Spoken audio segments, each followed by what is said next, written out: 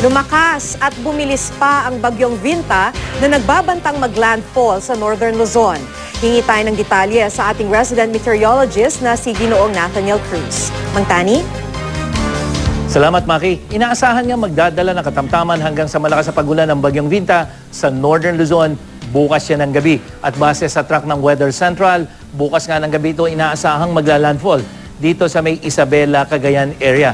Nadagdagan pa ang mga probinsyang isinailalim ng pag-asa sa Public Storm Warning Signal number 1. Ito ang mga probinsya ng Cagayan kasama ang mga isla ng Calayan at Babuyan, ang Kalinga, Mountain Province, Benguet, Ifugao, Isabela, Aurora, Nueva Vizcaya, Nueva Ecija at Quirino. Pinag-iingat ang mga residente roon sa malakas na ulan, pagbugso ng hangin at matataas na alon sa dagat sa mga susunod na oras. Huling namataan ang sentro ng bagyong Vinta sa layong 680 kilometers dyan sa may silangan ng Ilagan, Isabela.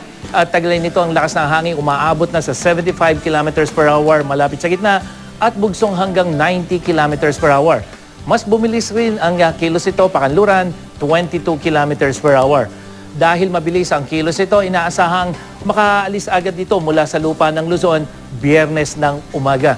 At sa datos ng Weather Central, magiging makulimlim ang papawirin.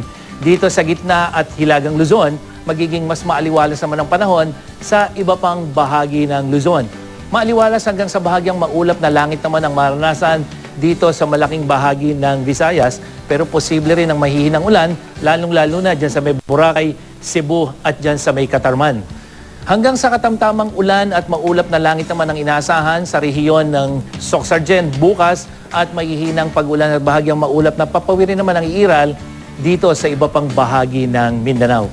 At yan ang ating ulat panahon. Ako po si Nathaniel Cruz para sa I Am Ready, serbisyong totoo ng GMA News.